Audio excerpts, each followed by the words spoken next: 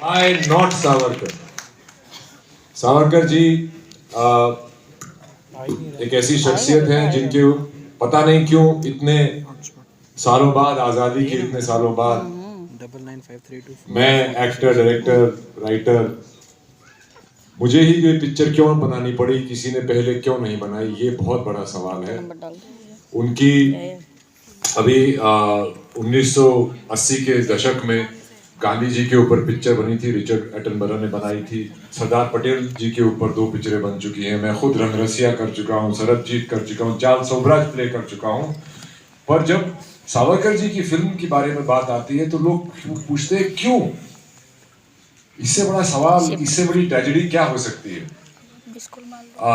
फिल्में एक ऐसे जरिया होती है जिससे लोगों को इन्फ्लुएंस किया जा सकता है, और कुछ शक्तियां थीं आजादी से पहले अंग्रेज और आजादी के बाद कुछ और शक्तियां थीं जिन्होंने उनकी कहानी, उनका बलिदान, उनका त्याग, उनका कंट्रीब्यूशन बाहर उभर के नहीं आने दिया।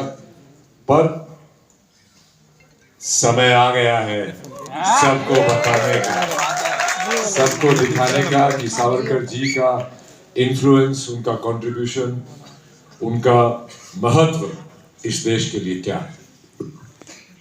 इसी से जुड़ा एक सवाल आएगा कि सावरकर क्या थे और क्या नहीं थे।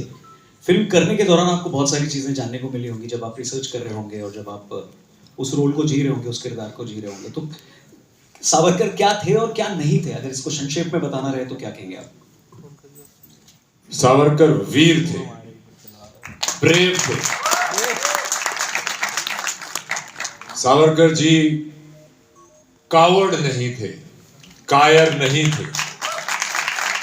यही मैंने जब मैंने एज ए बतौर एक्टर उनके बारे में स्टडी किया तो साम दाम दंड भेद लगाने वाले एक बहुत ही इंटेलेक्चुअल जायंट थे, जिन्होंने हजारों कविताएं, नाटक, कविताएं उन्होंने जेल में रह के लिखी।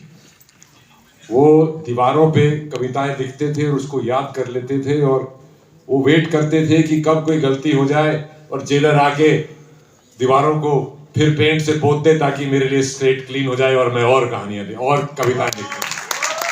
सागरा प्राण तड़मड़ला।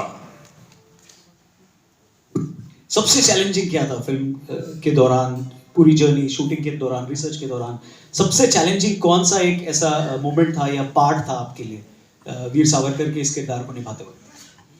सबसे पहले तो जब मैंने सावरकर जी के बारे में पढ़ना शुरू किया तो मैंने ज़्यादातर अंग्रेजी की किताबें निकाली, स्वतंत्रता संग्राम की किताबें निकाली, और मैं बहुत अचंभित रहा कि हर एक किताब में सशस्त्र क्रांति को सिर्फ एक पैराग्राफ में लिख के कि ये लोग थे, इन्होंने भी किया पर कुछ हुआ नहीं, वो ऐसे ब्रश्ड अंडर द कारपेट होगा।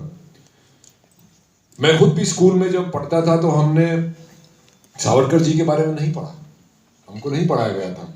हमें काला पानी के बारे में नहीं पढ़ाया गया था। हमें बहुत सारी चीजें थी जो नहीं पढ़ाई गई थी, और हमें यही बताया गया था कि कुछ 2-3 लोगों ने ही आजादी ले ली, बाकी तो सब पता नहीं क्या कर रहे थे। तो ये बहुत मुश्किल